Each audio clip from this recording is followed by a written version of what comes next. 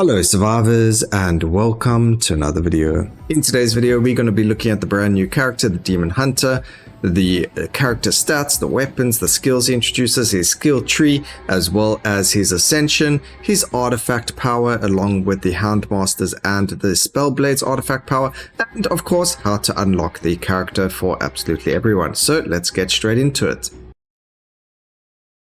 To unlock the Demon Hunter, we are going to have to go to the Unholy Cathedral and beat the Ritual of Sin. If you don't have the Unholy Cathedral unlocked yet, it does actually tell you how to do it, but just in case you don't know, you are going to need 5 characters at Prestige level 50. What that means is you are going to have 5 of your characters to be 50 over here. So, you know, generally it's quite easy to get 5 of them at 50, and then we are going to need 10 Corrupted Soulstones. Once you have beaten the Unholy Cathedral Ritual of Sin, you're going to need 10 Corrupted Soulstones, so the red Soulstones, to unlock the Demon Hunter. The Demon Hunter comes with 4 weapons. He specializes in Chaos, Shadow, Projectile, Bomb, and Blast. His weapons are Chaos, Shadow, Bomb, and Blast. He doesn't have his projectile weapon yet, so we can just make an assumption that his legendary will be that projectile weapon, but that's only an assumption. The skills, or sorry, the stats of the weapons, mine are all at artifact level, so they are going to be having positives where they actually start off with some negatives like the Hellfire Cannon has over here, but at artifact level are at +5 for each of them. We've got crit damage, damage modifier, and cast frequency. We've got damage, cast frequency, and multicast. Max life, crit chance, and multicast chance. And then max health, crit chance, crit damage, and area damage. The character has a really cool skin. As you can see, if we go to his appearance and we click on it, it shows a portal that he actually gets summoned from when you click on him, and the skin changes his mask, his outfit, and well, he also gets a wing and a different gauntlet, which is actually really cool. So really cool. When you're in game with the skin, he actually does get a second wing as well, which is a pretty cool change to the actual, you know, skins overall. To the skill list, there's only 2 noticeable skins. Look, all of the skills are really cool. They're different, they're new. We get Disarray and Chaotic on Uncontrolled Arrow. We get Disarray with explosion damage on Disarray with the first weapon, of course, focusing on Chaos and Disarray being a Chaos weapon. We've then got Ammunition for blast weapons. We've got Bleed and Bomb, which go together with another skill similar to Shrapnel Bomb, where it causes or applies weakness, and then after a certain amount of time, it explodes, dealing damage based on number stacks of bleed on the enemy. So pretty cool new bomb skill over there. It looks really cool as well.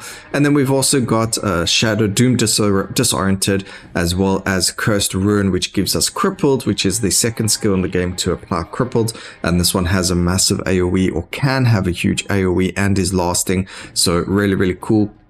The only other skill that does that is the Skeletal Warriors, and their crippled is 1%. And you know, you only got 12 of them hitting random enemies, actually hitting bosses, and that was the cunning trait. But with the new Demon Hunter, we've got this with 1.5% cripple area reduction, so it's even a better, stronger version, at least in my opinion, but with less hits, although you can get multicast and whatever the case may be. Anyway, moving on, we got Twin Impact, a Demonic Breath, and we get a final new buff for characters, which is crit damage, as well as applying Disarray on all hits. So really fantastic if you love playing with Disarray.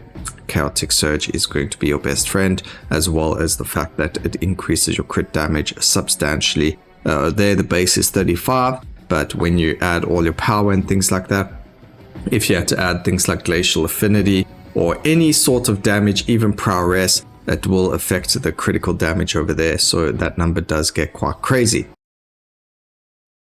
With every new character, there's a new skill tree along with new runes. We'll get into the runes, but for the skill tree, we've got some things to look at. There's a whole bunch of things like max health, cast frequency, damage, crit chance, multicast chance, movement speed, area, collection range, and bonus XP gained from the skill tree. Some things to note though that aren't mentioned in that list is that he does gain disarray or 10% chance to apply disarray on every single hit.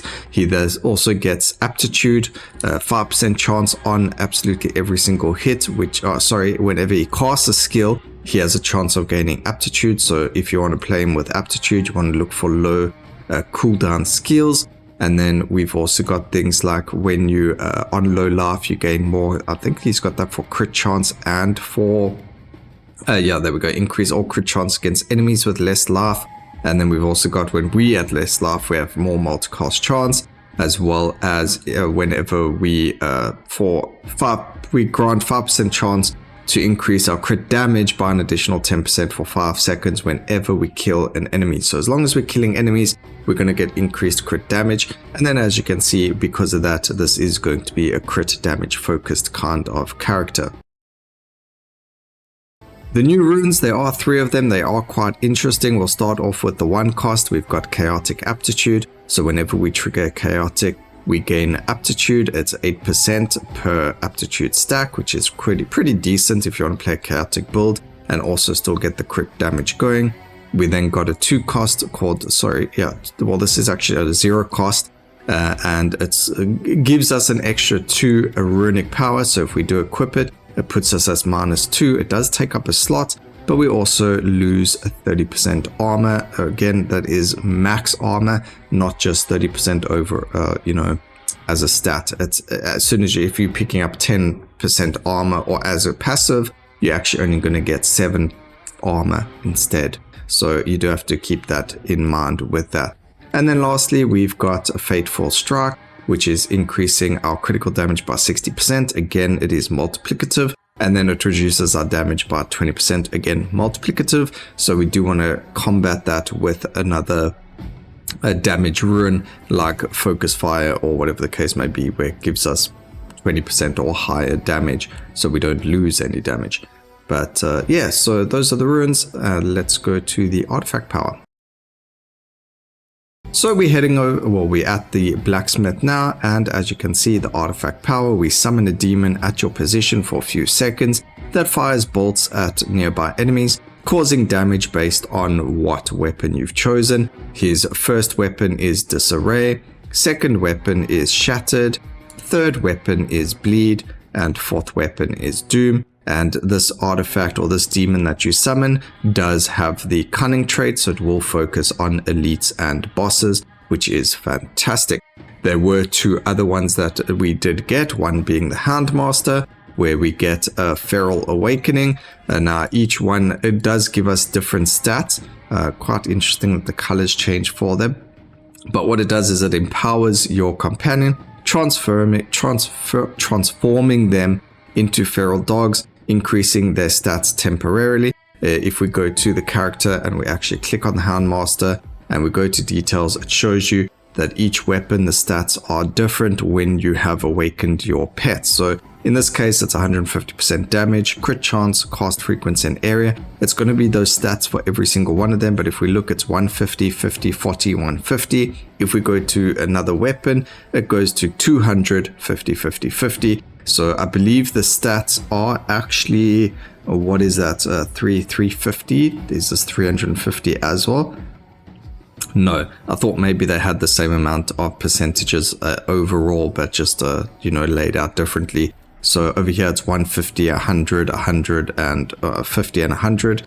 And then we've got 50, 200, 200, and 40. So, I mean, if you're looking for your dogs to be critting like mad, this one would be quite interesting. So, yeah, each Feral Awakening is different. Then we've got our Spellblade with a brand new one where he creates an ethereal clone for a few seconds that casts both of his weapon skills at nearby enemies with cunning. So again, going to focus on the bosses, and we get that for each one of his weapons. So his first weapon will be Arcane Slash and Arcane Overload, Slash Uppercut, Arctic Assault, Frozen Blade, and then Firestorm and Fiery Blade. If we go and look at the character, it doesn't really tell you anything more except for how long it lasts for and how many units you can do. There is a slight trick with this.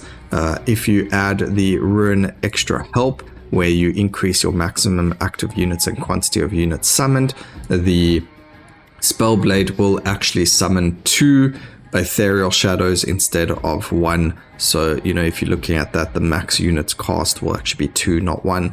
You can have 3 Spellblades running around casting your first skill on your weapon. So maybe if you're playing something like stacking, maybe using Uppercut as a thing, or even Arctic Assault for Disarray could be quite a thing. You could use this skill, use his artifact power to apply the Disoriented, and then you free up a space in your build for another skill, because you don't actually the clone's going to be using these skills, which means you don't necessarily have to use it, and that's going to be quite an interesting little build showcase that I just thought about. So interesting skills coming out of there. But there is one more thing that was changed that I want to speak about. Apparently the animations for like the bumble fights and the event fights were changed. So I'm going to show on the left side the old animation, and then on the right side the new animation. I'm not going to talk over while we do that, and that's going to be the end of it. So just take a look at that video. Take a look at the video side by side. Let me know what you think about it down in the comment section. I hope you guys enjoyed the video, and please remember to like, comment, and subscribe for more videos like this in the future. Watch the animation, enjoy it, and until next time, I will see you. Keep safe, survivors. Cheers.